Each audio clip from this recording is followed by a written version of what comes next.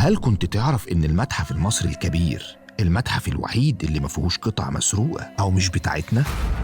من 7000 سنة المصريين أبهروا العالم وعملوا حضارة عظيمة وبنوا الأهرامات، والنهاردة جايين عشان يبهروهم تاني بعد 20 سنة من التخطيط والبناء وتكلفة مليار دولار وعلى مساحة 500,000 متر مربع.